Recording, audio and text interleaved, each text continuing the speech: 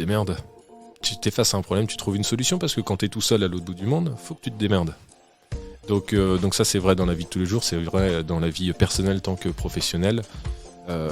J'avoue que j'ai été confronté à des situations, j'aurais pas vraiment envie de les retrouver quand j'étais en Australie. Donc voilà, c'est vraiment, je pense que c'est le truc qui revient et qui est un vrai moteur aujourd'hui.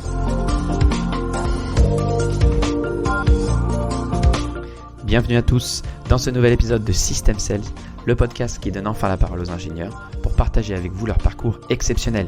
Aujourd'hui, j'enregistre un épisode exceptionnel en direct de la Cité du Numérique au Havre dans un studio magnifique avec des équipements super. Vous allez voir, normalement le son de l'épisode va être exceptionnel.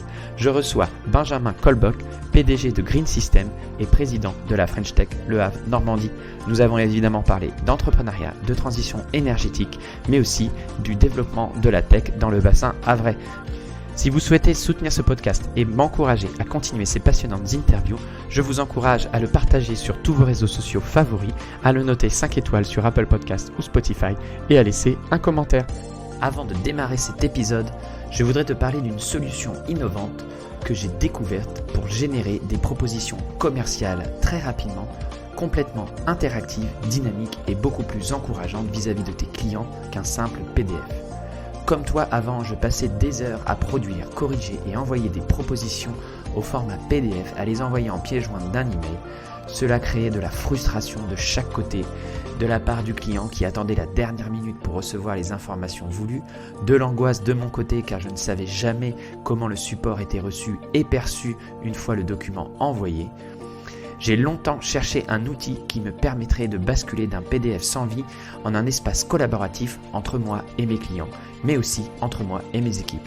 Aujourd'hui, tout cela est rendu possible grâce à Pan.app, un outil qui va te permettre d'organiser un storytelling poussé et personnalisé pour tes prospects avec des propositions au format web. Si cet outil t'intéresse, je te mets un lien dans le descriptif de l'épisode. Grâce à ce lien, tu auras de ma part 2 mois offerts sur ta licence annuelle. Et voilà, je vous laisse en compagnie de Benjamin dans ce nouvel épisode de System Sales. Bonne écoute. Pardon, Ryan, faut pas tourner. Non, tu vas te faire disputer par le chef là. Bonjour à tous, bienvenue dans ce nouvel épisode de System Sales. Aujourd'hui, on refait un épisode hyper local, hyper bio, hyper green. On enregistre en direct de la Cité du Numérique du Havre et je suis avec Benjamin Colbock. Benjamin, exercice obligatoire, est-ce que tu peux te présenter aux auditeurs ? Bonjour Mathieu, donc Benjamin Colbock, j'ai 34 ans, je suis papa d'un petit Félix qui a 6 mois aujourd'hui. Je suis directeur de Green System, qui est une start-up qui développe un logiciel de gestion des consommations d'énergie donc sur le Havre. Je suis aussi président de la French Tech du Havre et j'adore tout ce que je fais. Ok, t'es multicasquette alors. On essaye d'être multicasquette, c'est ça, à apprendre. Il y a plein de choses à apprendre à droite et à gauche, donc on découvre. T'as commencé par la famille, c'est un point qui est important pour toi ? Disons que l'arrivée de Félix a grandement changé les choses quand même. Tout ça c'était complètement voulu, désiré. Et ça prend du temps d'avoir un petit enfant. Et donc le temps à passer au bureau est différent, le temps dans la tête est différent. Et ouais, c'est des choses importantes qui structurent aussi sa vie personnelle. Ok. Et du coup, ça met un peu une claque. On voit beaucoup les jeunes entrepreneurs sur Internet donner des leçons un peu aux anciens. Mais quand tu commences à avoir des enfants, ça change le rythme de vie et je pense que tu rentres dans un autre univers. Du coup, au niveau de ton organisation personnelle, tu nous as dit que ça avait changé un peu les choses. Tu as mis en place des nouvelles techniques en termes de productivité, justement, parce que vis-à-vis de toutes tes casquettes, on va bien sûr y revenir plus tard. Mais juste là, en termes de productivité, toi, tu as dû adapter des choses, tu as dû apprendre des nouvelles choses pour t'adapter ? Non, alors, disons qu'en termes de productivité, déjà, tu es obligé de te mettre des règles. Le soir, il faut partir plus tôt. Tu n'as pas trop le choix pour aller chercher Félix chez la nounou. Donc ça impose d'être plus efficace aussi dans son boulot, dans la journée. Réussir à faire la part des choses, c'est-à-dire que tu rentres chez toi le soir, tu penses à autre chose, tu fais un switch off dans ta tête pour pouvoir te concentrer sur l'autre partie de ta vie, qui n'est pas le boulot, qui est la vie familiale. Et donc en termes de productivité, non, c'est plutôt, j'essaye en ce moment en tout cas de rythmer mes journées un peu différemment. Je vois comment je me comporte le matin, je vois comment je me comporte l'après-midi, et je vois à quel moment je dois positionner mes réunions, qui plus est importantes, dans la journée. Forcément, les nuits sont un peu différentes quand tu as un enfant, même si j'ai pas trop à me plaindre. Donc ça, j'avoue que j'ai un petit peu réajusté un certain nombre de choses. Ok. Euh, on va repartir un peu du début. Est-ce que évidemment, tu es ingénieur, sinon tu ne serais pas là aujourd'hui. Euh, mais tu peux nous dire un petit peu, tu as été diplômé en quelle année? Alors, j'ai été diplômé en 2012 d'une école d'ingénieurs qui s'appelle l'ENSIP, qui est à Poitiers. D'accord. École plutôt généraliste, mais je l'avais choisie parce qu'elle avait l'étiquette protection de l'environnement. C'est un truc que j'ai quand même dans mon ADN, D'accord. l'énergie, l'environnement. Pourquoi c'est important pour toi? C'est toujours quelque chose qui m'a intéressé. Je veux dire, quand j'étais petit, moi je suis issu d'une famille, j'ai des oncles, mes grands-parents qui ont tous été agriculteurs. J'ai toujours baigné dans ce milieu-là. Et donc le côté environnement, faire attention à la planète, tout ça, c'est toujours des choses qui m'ont intéressé. Et de fil en aiguille, j'ai appris des choses. Il y a des choses que j'ai détestées, finalement, que je fais aujourd'hui avec grand plaisir. Et je me retrouve dans une boîte qui travaille à développer des produits pour, on va dire, globalement, la protection de l'environnement. Donc voilà, quoi, ça fait partie de bon ADN. Ok. Et pour toi, c'est assez. Si tu es diplômé en 2012, donc je rembobine un petit peu, tu es rentré en école en 2007. C'est des sujets qui étaient déjà connus, dont on commençait à s'emparer.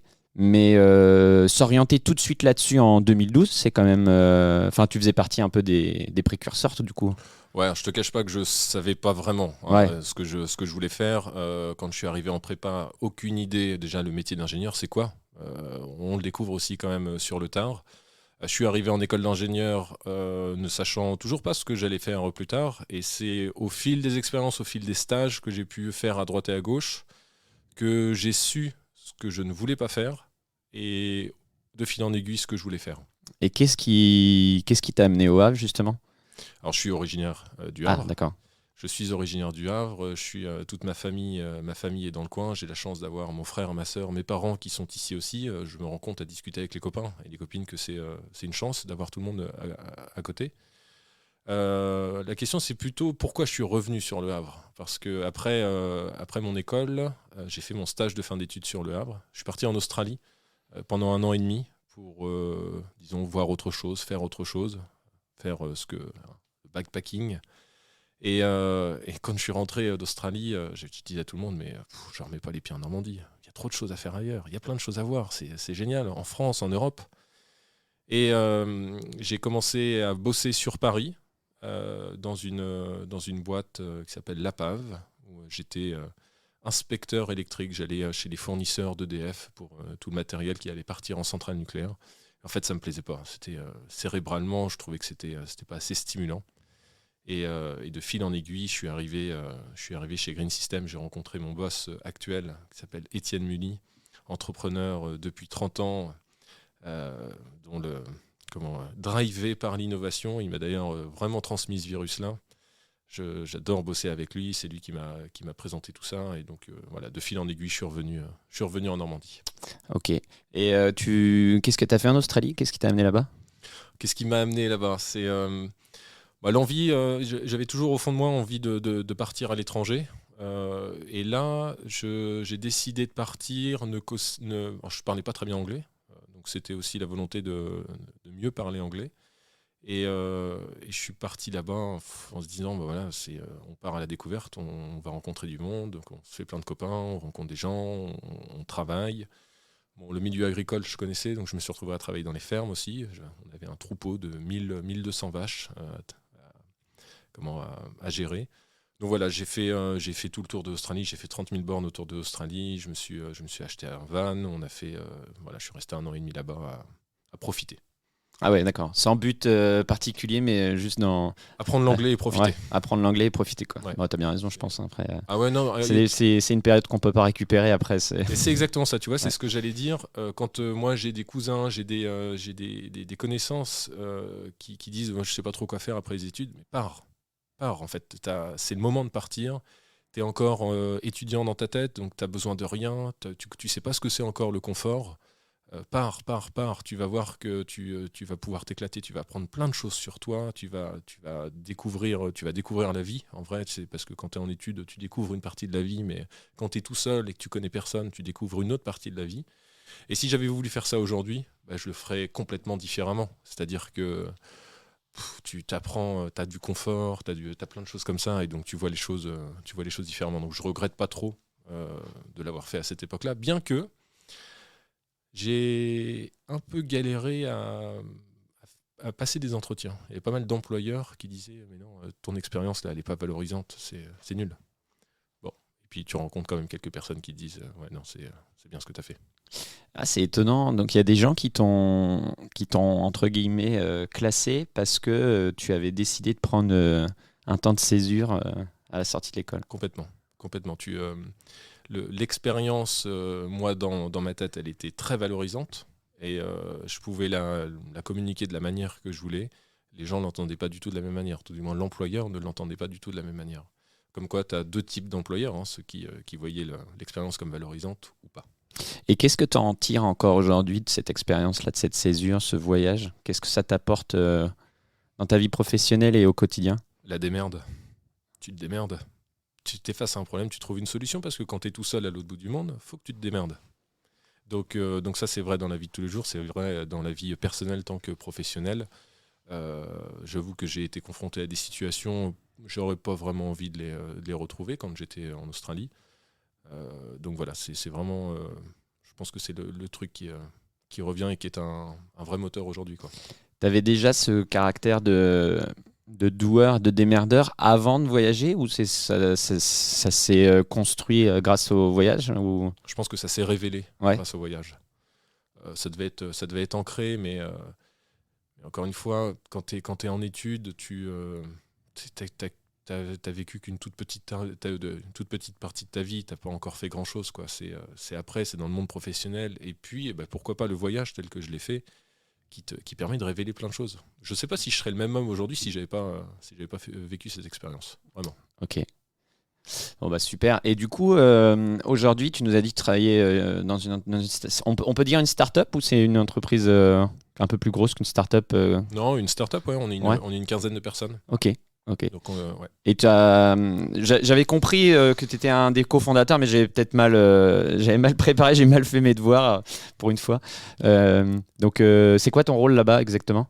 Alors, je dirige aujourd'hui l'entreprise. Donc, ah oui, d'accord, oui, c'est ça. Ouais, ok. Alors, je ne suis pas le cofondateur, mais je dirige l'entreprise. Tu diriges l'entreprise, d'accord. Donc, si je fais juste un petit historique, Étienne Muni, donc le président de l'entreprise, a créé sa première boîte il y a 30 ans. Et de fil en aiguille, drivé par l'innovation, son ADN étant le logiciel, il a décidé de créer d'autres boîtes sur d'autres milieux, d'autres métiers, dont l'énergie, c'est la partie que je gère aujourd'hui. Et donc voilà, c'est pas moi qui est le cofondateur, je la dirige, on la structure, on avance, ça prend du temps sur certaines parties, mais on avance comme ça. Ok, bah c'est super, hein, ça va nous faire plein de thèmes à aborder là du coup, parce que alors, du coup, comment on passe de simple ingénieur à dirigeant? Et ok, on passe par un voyage d'1 an et demi, mais il y a d'autres étapes entre deux, j'imagine. Qu'est-ce qui a fait que j'ai oublié son nom, Étienne, c'est ça? Étienne t'a fait confiance et te confie les clés du camion et pas du camping-car pour le coup? Bah écoute, faudrait, à la limite, je t'invite à lui poser la question un jour, mais je pense qu'il y a un rapport le rapport de confiance qui s'est construit au fur et à mesure. L'humain, j'espère qu'il sera d'accord avec moi là-dessus. L'humain dans tout ça est super important, puis il y a un moment, il faut savoir faire ses preuves. Donc tu travailles d'arrache-pied, tu construis des choses, et tu vois que ça porte des résultats, tout ça. Donc je suis rentré en fait pour construire le premier produit de Green System, parce qu'il y en a quelques-uns maintenant, qui est un logiciel de management énergétique. Et puis de fil en aiguille, d'autres produits sont arrivés. Et puis le besoin de commercialiser, le besoin de faire du marketing, etc. Donc j'ai pris ce rôle de directeur. On m'a attribué ce rôle de directeur.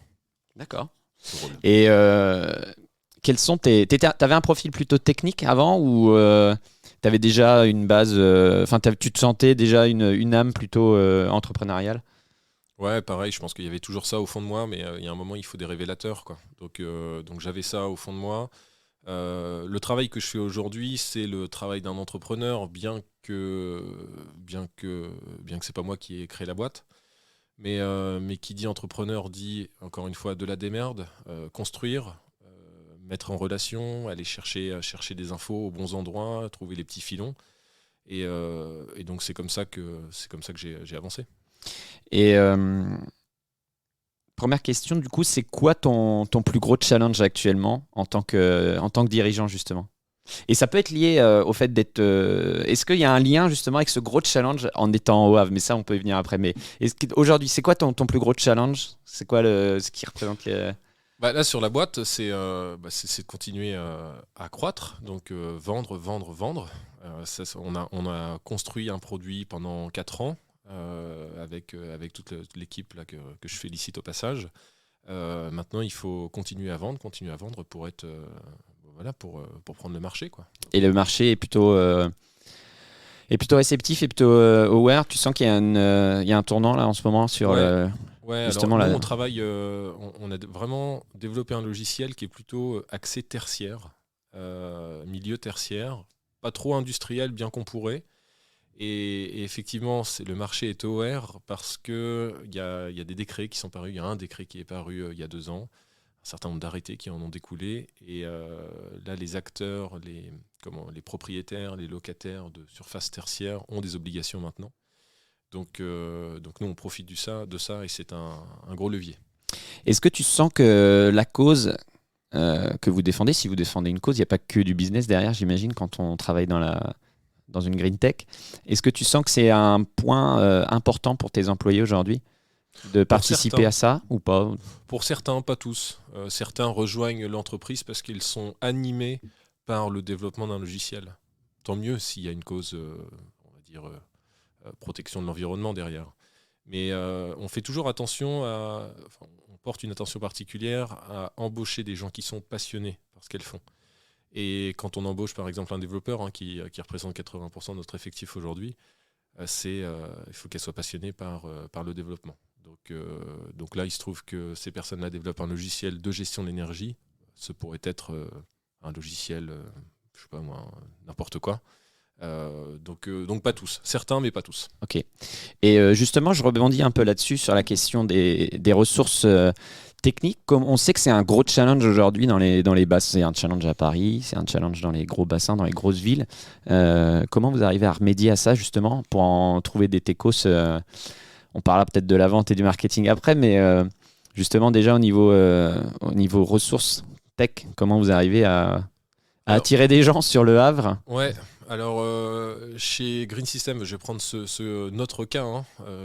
D'autres boîtes pourraient avoir une autre perception des choses. Mais j'ai Thomas dans mon équipe, qui est là depuis le tout début, qui est prof à l'Université du Havre. Pour ses heures perdues, les vendredis après-midi en particulier, il donne des cours. Et c'est un bon moyen pour nous d'aller chercher les très bons étudiants qui veulent faire des alternances ou qui veulent poursuivre sur des stages ou qui veulent être embauchés par la suite. Donc ce sont là en l'occurrence des profils plutôt juniors, mais des très très bons profils. Donc c'est comme ça qu'on fait notre sourcing. Et jusqu'alors, on a eu zéro déception. Ok. Et tu sens que sur le Havre, il y a un développement. On essaiera d'en parler un peu après. On va essayer de rester un peu sur ton quotidien de dirigeant. Du coup, tu as un peu répondu de manière politiquement correcte au niveau de tes challenges. Toi, un petit peu personnel. Alors, je sais, tes employés, peut-être qu'on leur enverra pas le lien, on leur cachera l'épisode, mais ils le trouveront sûrement. Ouais. Dis-nous un petit peu, dans tous les jours, qu'est-ce que tu trouves le plus difficile encore au niveau, tu dis que tu as 18 personnes à manager, c'est plutôt dans la partie vente, la partie marketing. De fait de ton parcours, justement, tu es encore jeune, je vais pas demander ton âge, mais tu peux nous le donner. 34 ans. Ouais. 34 ans, voilà, il y a encore pas mal de trucs que tu as à découvrir. Justement, c'est quoi alors Alors, ça fait 7 ans que je suis chez Green System. Enfin, ça va faire 7 ans au mois de septembre que je suis chez Green System et j'ai passé une bonne partie des 7 années à construire le logiciel. Donc, gérer toute la partie tech. Ça se construit au fur et à mesure, hein. Il y a besoin de mettre des process en place, besoin de documenter, ce genre de choses. Donc tout n'est pas encore parfait, mais on avance franchement bien. C'est pas la partie la plus compliquée. Là, c'est en tant qu'ingénieur, qui finalement aime bien être au contact, moi personnellement, qui aime bien être au contact du client pour comprendre son besoin, comment on peut y répondre. Il y a l'autre aspect, donc marketing, commerce, c'est quelle va être la bonne tournure de phrase pour convaincre, mais à grande échelle, à travers des emailing, du contenu web, comment on va pouvoir convaincre, comment on va pouvoir travailler, quels sont les process qu'on doit mettre en place, quels sont les outils qu'on doit mettre en place. On a bien travaillé là-dessus, mais on a encore pas mal de boulot là-dessus pour créer du leads, créer du leads et puis continuer à convaincre. Et ça, c'est le challenge. Et en termes de, on voit qu'il y a certaines startups dans la tech justement qui prennent l'axe de dire ok, on va d'abord il y a la technique, c'est important, mais on va mettre un gros paquet sur le marketing pour essayer de positionner la marque tout de suite et en faire quelque chose d'énorme, même si derrière ça peut bloquer au niveau des ventes ou quoi que ce soit. Est-ce que c'est un truc que tu as conscience, ça, ou tu penses finalement que toi tu es sur un marché qui est assez ouvert et que prendre son temps ça va aussi? Non, je pense qu'il faut prendre son temps, c'est bien, mais il ne faut pas trop prendre son temps trop longtemps quand même. On sait qu'on a un travail sur notre marque à réaliser. On ne l'a jamais fait. Très honnêtement, on ne l'a jamais fait et il va falloir qu'on arrive à le faire. Ça passe par plein de choses à mettre en place. On a conscience, et c'est important d'avoir conscience aussi de ses défauts. On a beaucoup de défauts sur ces parties-là. Il faut qu'on y remédie. Mais le problème, c'est que ça prend du temps. Donc après, tu peux mettre aussi beaucoup de ressources, et qui dit ressources dit argent devant tout ça pour pouvoir améliorer. Mais dans les faits, ça prend du temps. C'est-à-dire qu'une marque, ça se crée pas, elle n'est pas connue comme ça du jour au lendemain. Ça prend des mois, voire si ce n'est plus. Donc voilà, c'est un travail, ça va être un travail pour 2022-2023 en tout cas ça. Ok, super. Et donc à tes heures perdues, tu as décidé aussi de t'investir au niveau de la French Tech. Qu'est-ce qui t'a poussé à te proposer, à prendre un peu de leadership sur cette question-là? Alors sur la French Tech, c'est l'envie de partager. J'ai toujours beaucoup appris des autres. Alors, je pense que jusqu'à la fin de ma journée, je continuerai d'apprendre des autres. Mais jusqu'à il y a peu de temps, je ne transmettais pas beaucoup. Et en fait, je me suis rendu compte assez naturellement que je commençais à transmettre des choses, partager des choses. Et les personnes avec qui je discutais, qui apprenaient de moi, étaient satisfaites et aimaient ce que je pouvais dire. Et donc la French Tech, c'est un petit peu ça. C'est l'envie d'accompagner alors en l'occurrence des porteurs de projets, puisque ça a été ça en tout cas. On a été le vivier de la création d'une dizaine de startups ici, de la legal tech, de la prop tech, de NFT, enfin tout ce monde technologique. Et donc moi j'en suis arrivé là, c'est vraiment pour partager, pour aider quoi. Et principalement ça. Ok, et du coup, tu penses que justement sur le Havre, il y avait besoin de donner cette impulsion, ou il y avait déjà quelque chose et il suffisait de donner des moyens aux gens ou de donner confiance, ou c'était quoi l'idée derrière? C'était d'insuffler un peu, de dire ok, regardez, vous n'êtes pas tout seul, rassemblez-vous pour donner envie un peu aux autres sur le bassin parce que franchement, quand on ne connaît pas, on voit le Havre, on se dit c'est avant tout du tertiaire, ou un gros bassin ouvrier, et je ne dis pas ça du tout de manière péjorative. Moi, je travaillais 15 ans en industrie, donc j'ai adoré ça.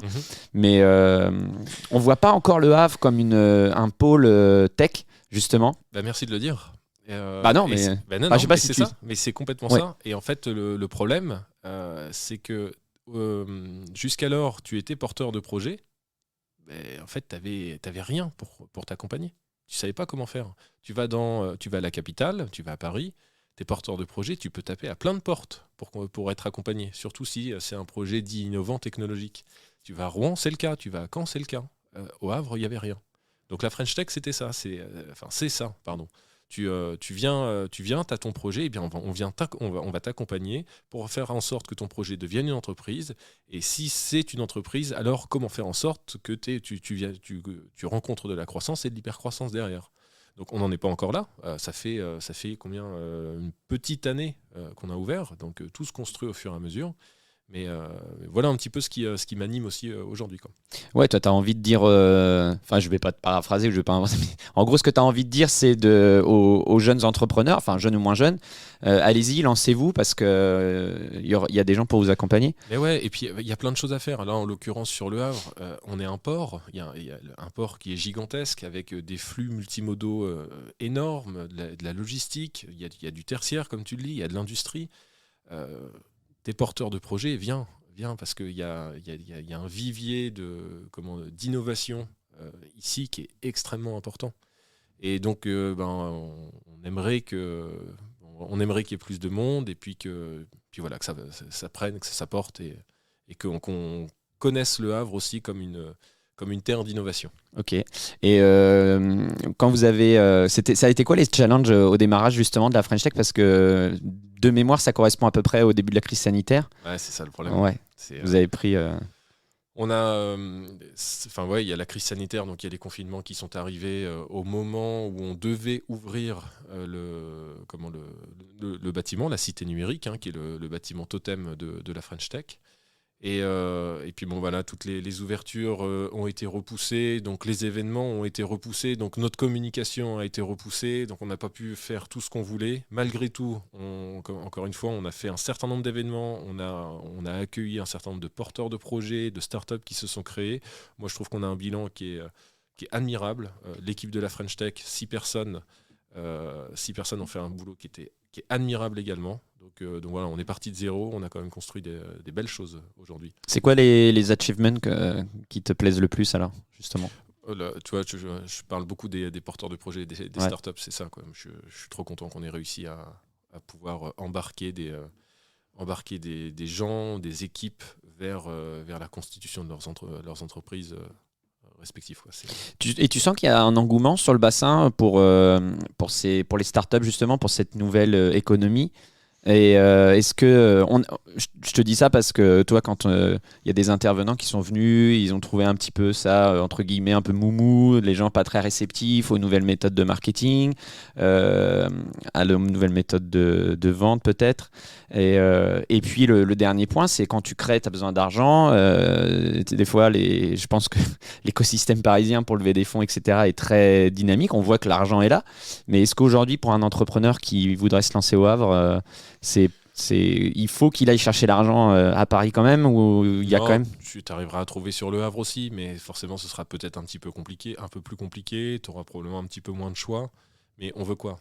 On veut rien faire ou on veut faire quelque chose, et puis quand tu veux faire quelque chose, tu pars aussi de la situation de référence. La situation de référence, elle est nulle, il n'y avait rien, donc ça prend du temps tout ça. Donc voilà, on est encore une fois, je le répète une deuxième fois, on est arrivé avec une dizaine de startups qui ont été créées. Donc maintenant, la situation de référence, c'est ça. Et puis on avance, et puis on va faire en sorte, on va travailler pour que l'innovation fasse aussi partie de l'ADN de ce territoire, parce que c'est vraiment pas encore suffisamment le cas. Il y avait d'autres ambitions que incuber des startups pour la French Tech. Il y avait aussi des missions d'accompagnement au numérique ou des choses... Ouais, de l'accompagnement au numérique pour les enfants en particulier. On a un... Comment on appelle ça? Désolé, je trouve l'espace robotique, impression 3D en bas, j'arrive pas à retrouver le mot, qui a permis de former un certain nombre d'enfants à toutes ces thématiques. Donc on a besoin aussi de leur montrer un petit peu ce que c'est la robotique, l'impression 3D, le numérique de manière générale, parce qu'il n'y a pas que la tablette, l'iPad qui est à la maison, il y a plein d'autres choses qui permettent de construire de magnifiques choses. Et puis il y avait tout un aspect formation également. Je sais que tu avais interviewé Cyril Pierre de La Roquette. La Roquette est venue à plusieurs reprises ici pour faire des interventions, et puis on est en train de voir si on va pouvoir constituer l'école de La Roquette aussi sur le Havre. Et puis la formation, ça va passer par l'école 42 qui va s'installer là. Donc on se félicite tous de l'école 42 qui va venir ici. C'est quand même un moyen pour bon nombre de personnes d'être formées gratuitement au métier du numérique. Et donc pour moi, en tant que directeur de Green System, demain savoir qu'il y a des étudiants qui vont sortir, des étudiants qui vont sortir de 42, c'est quand même un gros vivier de développeurs. Ah bah oui, c'est un cercle vertueux après derrière. Génial. Ouais. Et pour avoir vécu un plan social il n'y a pas si longtemps que ça, quand tu commences à regarder les reconversions possibles, tu te disais, bon, c'est un peu short quand même les possibilités. Et en fait, demain, de dire, bah, il y a pour coder, même si à 40 ans tu veux t'y mettre, ou une école pour devenir ou apprendre la vente. Ouais, moi aussi, je trouve ça super cool, quoi. Franchement. Et c'est tant mieux, franchement. Alors, je connais pas encore exactement comment tout ça va se passer, mais effectivement, demain, n'importe qui peut apprendre le code, n'importe qui peut apprendre la vente, parce que les pédagogies sont simplifiées. Enfin, c'est autre chose que la pédagogie qu'on connaît quand on était à l'école. C'est différentes pédagogies. Et les résultats, quand on regarde les stats, je les connais pas, hein, mais quand on regarde les stats, elles ont l'air d'être excellentes, quoi. Donc on se félicite de ça. Ouais, ok, super. Et par rapport à ça, justement, qu'est-ce que toi, dans un monde idéal, si tu avais une baguette magique, qu'est-ce que tu souhaiterais aujourd'hui insuffler dans la French Tech, justement? Dans la French Tech, qu'est-ce que je souhaiterais insuffler dans la French Tech? Peut-être plus d'accompagnement encore qu'on pourrait l'avoir aujourd'hui, des différents partenaires locaux, les acteurs publics, les acteurs privés. On en a certains qui nous accompagnent. On a créé de beaux partenariats.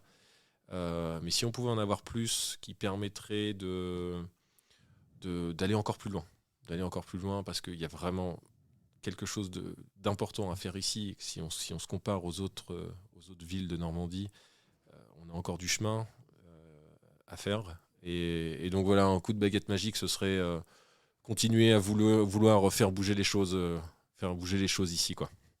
Tout à l'heure, il y a un mot que tu as prononcé, tu dis il y a une startup liée un petit peu au NFT, au Web3, j'ai noté parce que du coup, ça fait un peu, je pense que les gens, là, ils vont avoir les oreilles, il y en a soit qui vont avoir les oreilles qui vont sauter, soit d'autres qui comprennent rien. Justement, est-ce que c'est pas l'occasion, c'est une économie qui commence à décoller, il y en a qui y croient, il y en a qui y croient pas, mais est-ce que ce serait pas l'occasion justement au Havre de se positionner sur ce créneau-là? Alors, se positionner sur ce créneau-là, je sais pas, mais en tout cas, il y a une start-up ici, Culinaire, elle s'appelle, qui fait ce boulot-là. Alors, Culinaire, malheureusement, je vais pas le dire, l'expliquer aussi bien que les trois cofondateurs, mais les grands chefs créent des grands chefs de restaurants. Dans les restaurants, créent des œuvres gastronomiques. Ces œuvres, elles sont éphémères, et comment on va faire en sorte de les inscrire dans la blockchain pour que cette œuvre ait une valeur. Et donc, Culinaire s'est créé ici. On a accompagné Culinaire à la French Tech. Et donc, faire en sorte que le Havre soit territoire NFT, je sais pas si on peut faire ça. Je sais pas si on peut faire ça, mais en tout cas, il y a des choses qui se passent ici. C'est quoi tu saurais définir NFT là juste Non, honnêtement, tu sais pas. Ah, non, c'est des trucs C'est quoi? C'est non-fungible token. Ouais, c'est ça. Bon, je connais pas suffisamment. C'est vraiment, c'est super intéressant par contre ce truc-là. Hein, et ça émerge. Ça a émergé et ça pousse énormément. Faut s'y intéresser. Il faut que tout le monde s'y intéresse. Ça reste, à mon sens, trop. Il y a trop de mots compliqués utilisés pour des choses qui finalement pourraient être dites de façon plus simple. Oui, complètement. Hein, Ouais. ça pourrait être accessible à un plus grand nombre de personnes. Mais alors, je sais pas, peut-être que c'est choisi par les personnes qui communiquent autour des NFT d'utiliser des mots compliqués que personne ne peut comprendre. Bon, voilà, c'est un milieu que je connais pas encore trop. Je m'y intéresse, mais doucement. Et justement, par rapport à ça, toi qui es un tech dans l'âme et toutes ces solutions SaaS qui existent, ce que tu mets en place par rapport à la collecte de données, l'optimisation énergétique, etc. dans le tertiaire, est-ce qu'il y a des applications possibles pour la blockchain justement plus tard? Parce que là aujourd'hui les datas elles convergent de collecteurs avant dans le cloud, etc. Est-ce que c'est des sujets qui vous intéressent vous aujourd'hui, créateurs de logiciels justement, la blockchain? Pas aujourd'hui, mais moi par contre je le regarde.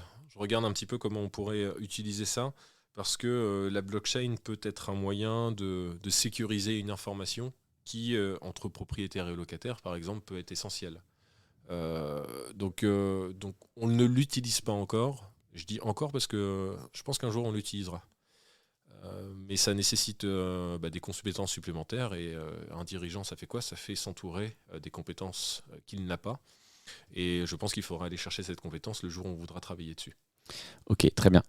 Alors, sans transition aucune, je regarde à travers la fenêtre, je vois le beau bassin Vauban, et du coup, ça m'inspire. On a parlé de Le Havre comme un pôle tech en devenir, et il ne faut pas rater le train en marche parce que le train de la tech va vite.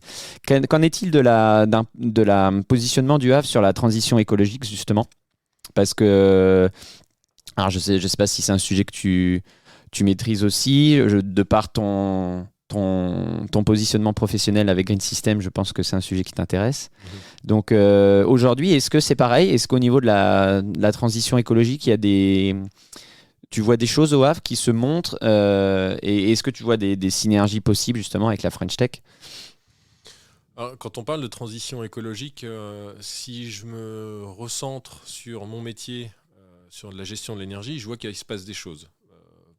Pour discuter avec les acteurs publics, il se passe des choses. Ils sont très proactifs d'ailleurs, les acteurs publics, donc la métropole du Havre, la ville du Havre. Et je les félicite là-dessus. Il y a vraiment des belles choses en devenir. Je constate aussi que Siemens s'est installé, Siemens Gamesa, avec toutes la construction, la fabrication des éoliennes qui vont partir en mer.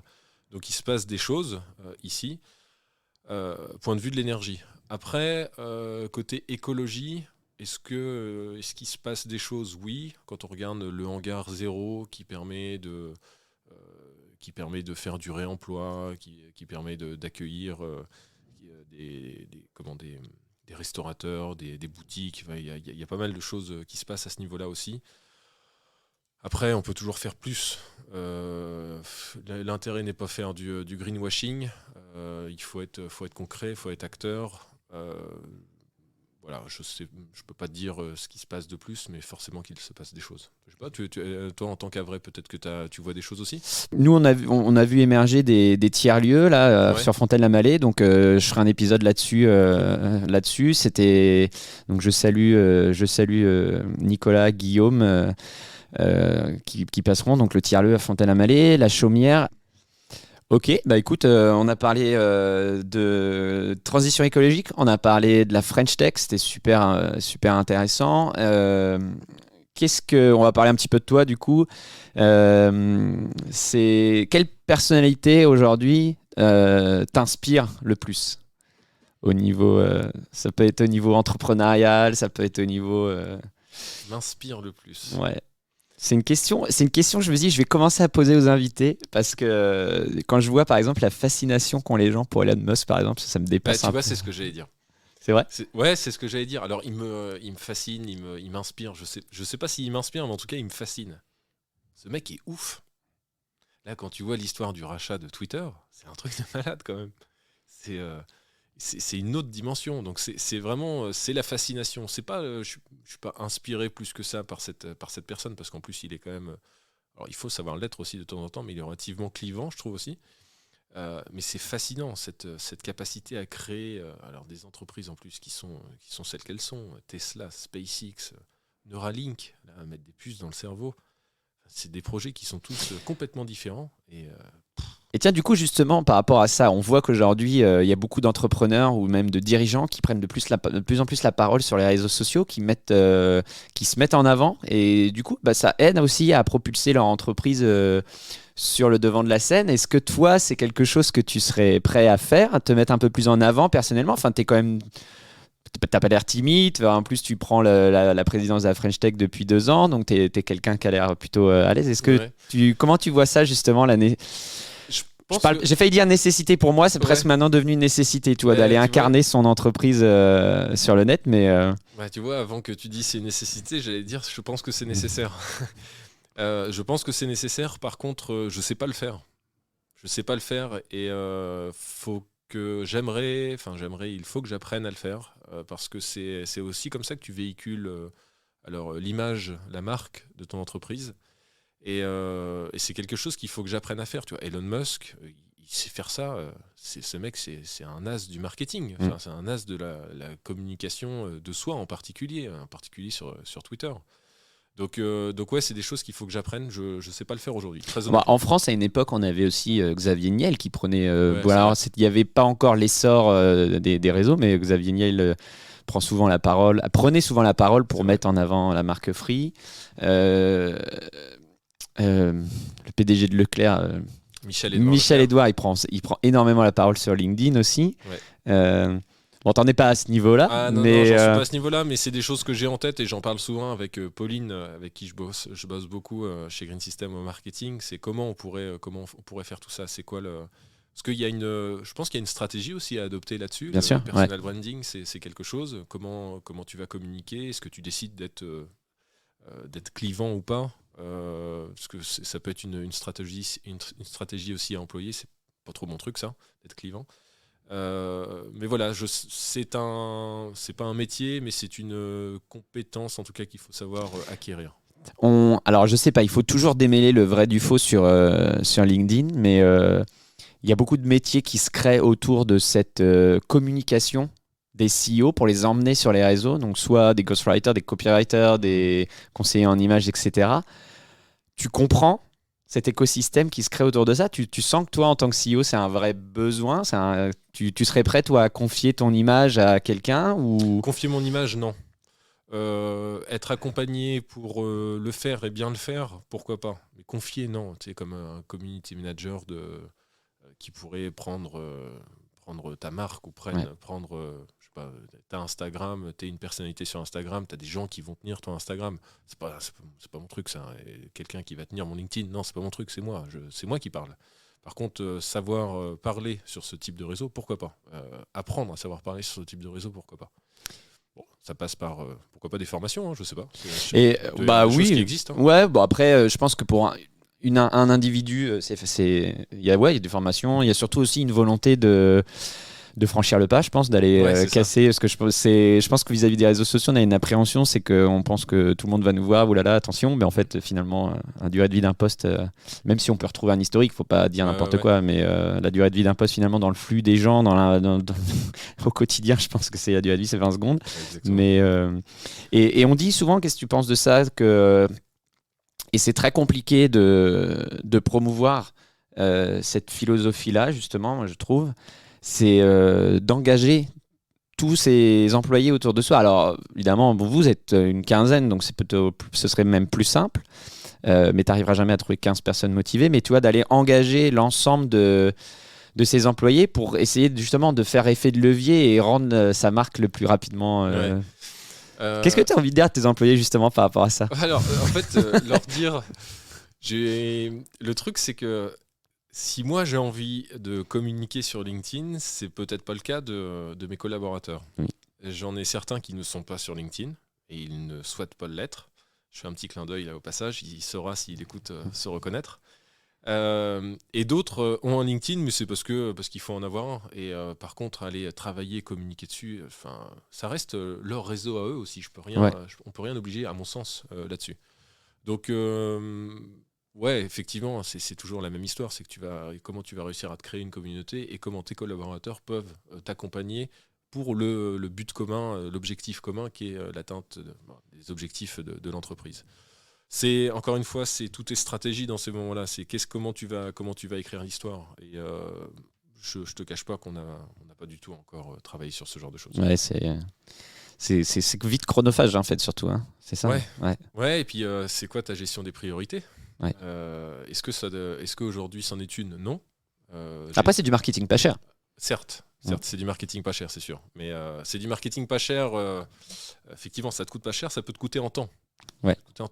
La rédaction d'un post sur LinkedIn, moi j'en vois des posts sur LinkedIn de temps en temps, je me dis putain, mais il a dû prendre un sacré temps quand même pour le faire celui-là. Parce que tout est bien pensé, la phrase après l'autre.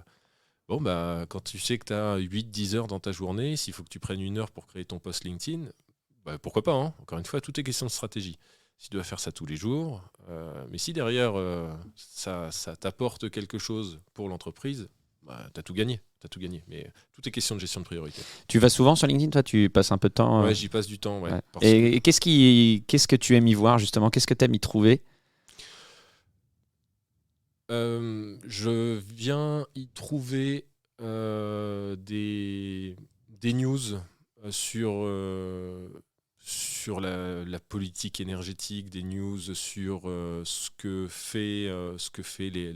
font les partenaires, sur ce qui existe en termes de technologie.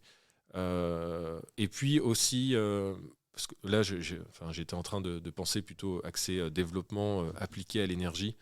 Et en fait, je viens chercher aussi beaucoup d'inspiration sur la partie marketing et communication.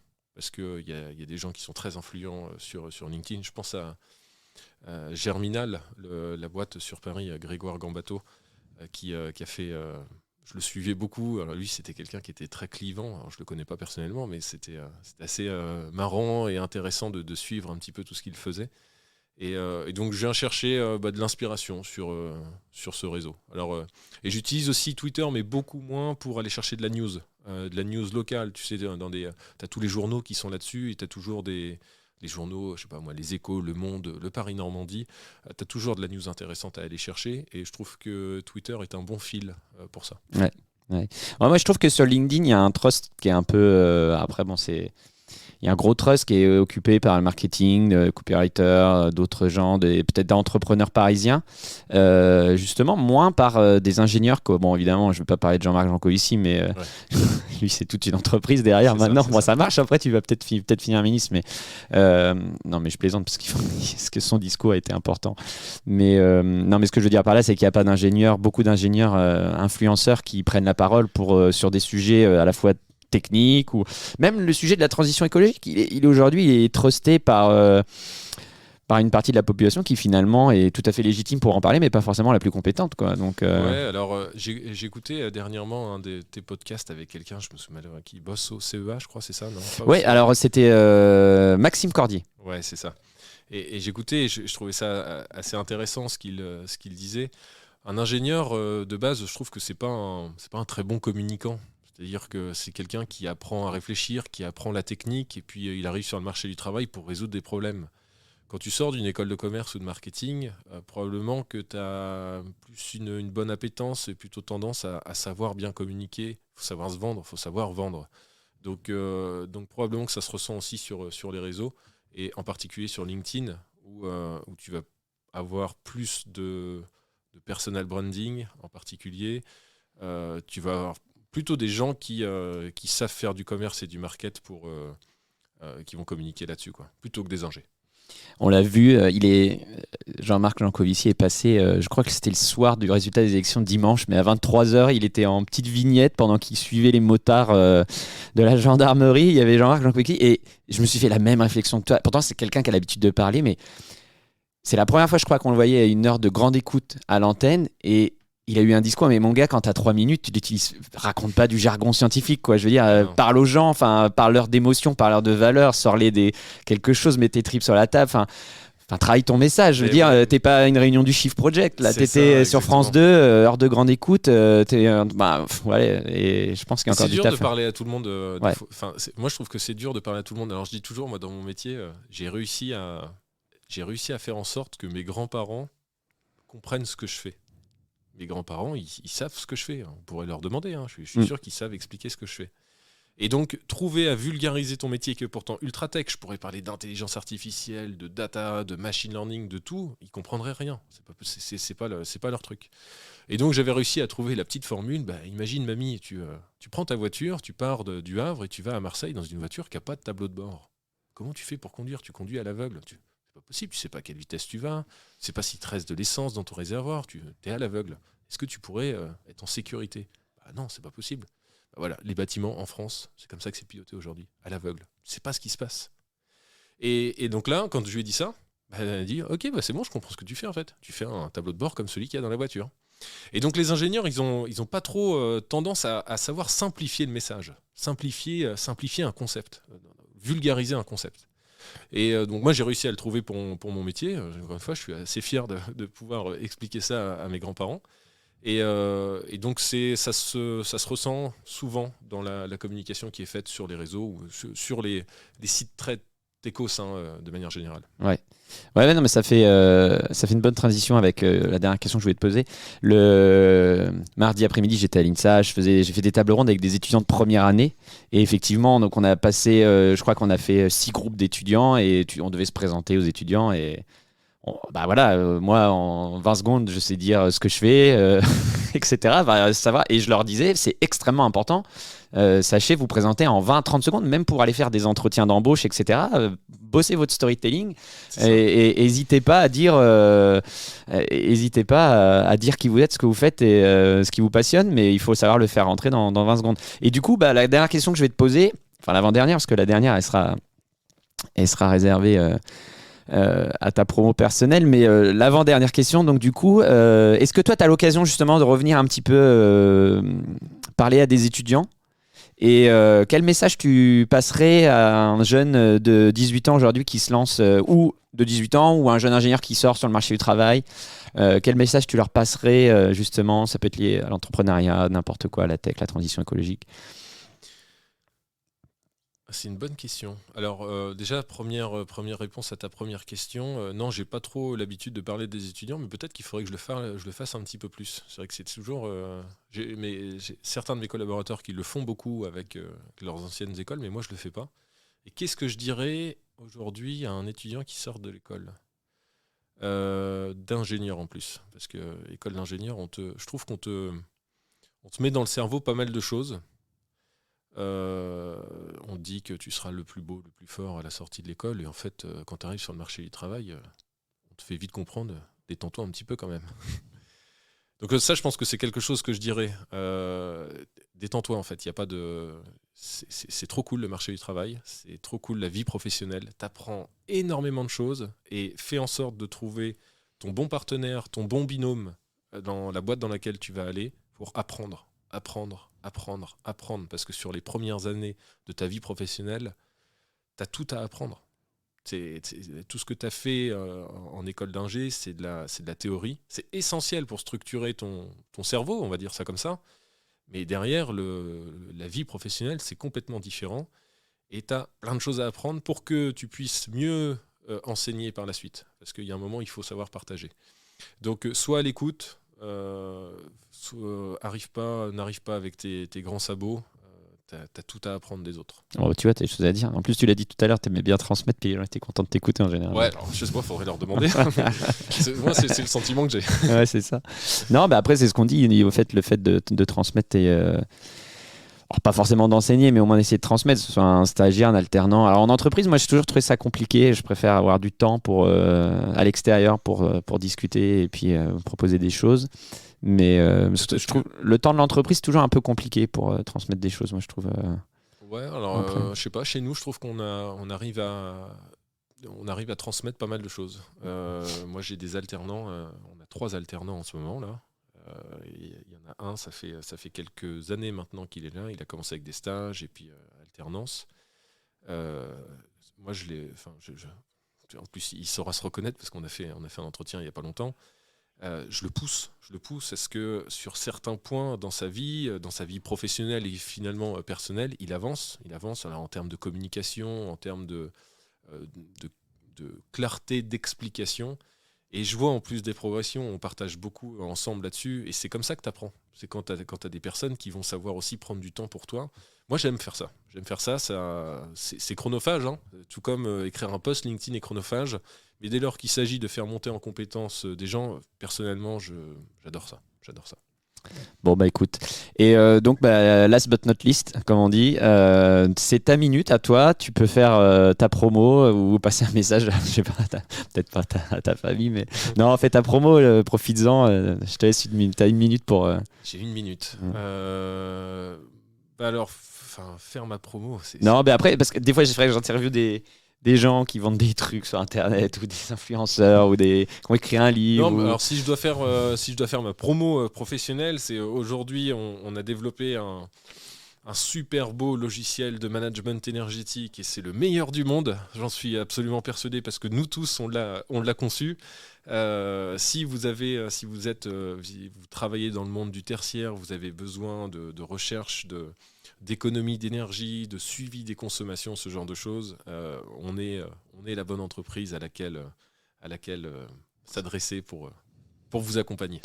Le message est passé et voilà. Et puis tu vois, première prise de parole sur un média énorme. Hein, je te dis, évidemment, le volume d'auditeurs est exceptionnel. Donc là, voilà, c'est pas encore BFM mais presque. Donc qu'est-ce que tu as pensé alors l'expérience? C'est un super exercice. C'est assez rigolo on me pose, enfin tu m'as posé un certain nombre de questions qu'on a rarement l'occasion en fait de les entendre.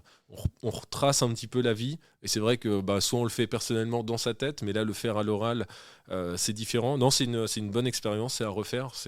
J'ai bien aimé. Ok, écoute, merci. Vous voyez pas ici, j'ai pas les images aujourd'hui, mais donc je suis dans un super studio d'enregistrement à la Cité du Numérique du Havre. On est face au bassin, on n'est pas face à la mer mais presque. Donc voilà, super interview.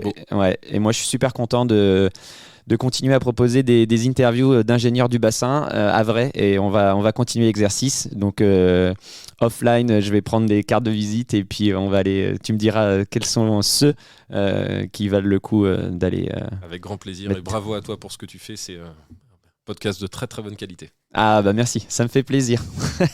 Allez, à la semaine prochaine. À la conclusion, on verra plus tard. Merci, salut. Salut. Voilà les amis, j'espère que cet épisode vous a plu. Si c'est le cas, n'hésitez pas à engager une discussion sur LinkedIn. Vous avez le lien du post dans le descriptif du podcast. Partagez-le autour de vous et dans les réseaux sociaux surtout. Vous pouvez aussi le noter 5 étoiles sur Apple Podcast et Spotify et laisser un avis sur la plateforme. Voilà, merci beaucoup à tous les auditeurs, vraiment. Et je vous dis, comme d'habitude, à la semaine prochaine.